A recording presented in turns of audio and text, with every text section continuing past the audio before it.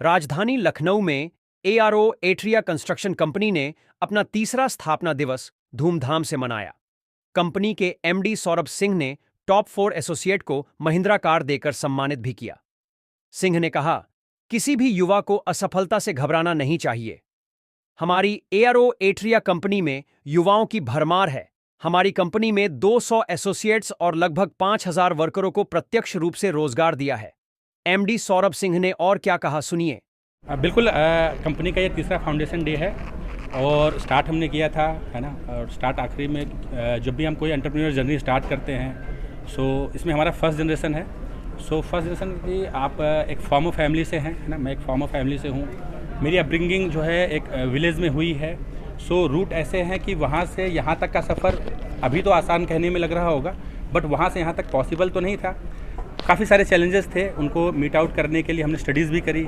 फिर डिफरेंट अच्छी कंपनियों में, चाहे वो हल्दीराम हो, चाहे वो डाबर हो, चाहे वो HCL हो, ऐसी कंपनियों में हमने अपनी सर्विसेज भी दी।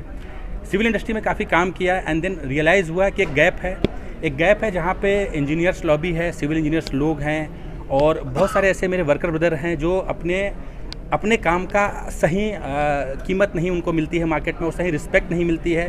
तो ये सब कुछ चीज़ें मेरे दिमाग में था और ये इसलिए था क्योंकि मैं खुद उस सिचुएशन से निकला हूँ। शुरुआती नौकरी मेरी 8,000 रुपये की थी। सो 8,000 रुपये अगर आप 2014 में कमा रहे हैं, जो आपकी नेट अर्निंग है, तो वहाँ से आप क्या प्लान कर सकते हैं कि लाइफ कैसी होगी या क्या आपके सपने होंगे। तो वो बहुत चैलेंजिंग है।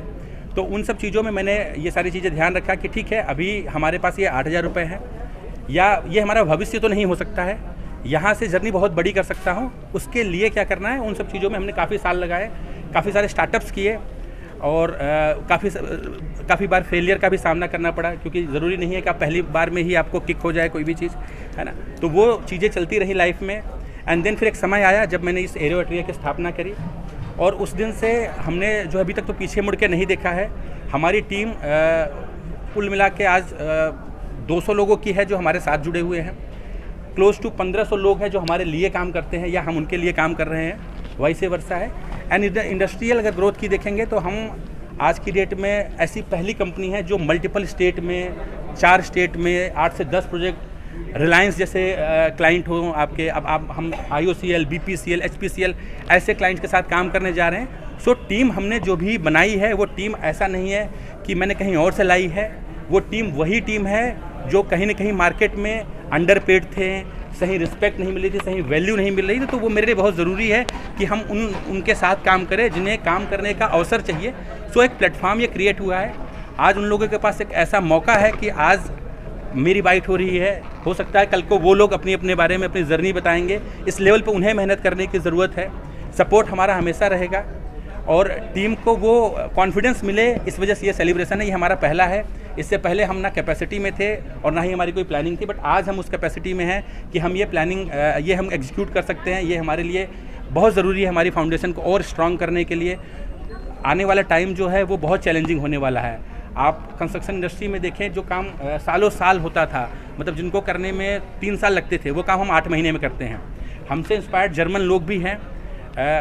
कुछ ऐसे लोग हैं जो हमें मिलते हैं towards my assignment and then उनके साथ जब इंटरेक्शन होता है तो वो इंडिया की ना अलग सोच मानते हैं कि इंडिया में इतना कहाँ ग्रोथ का वो पोटेंशियल अब तो आ गया है ना।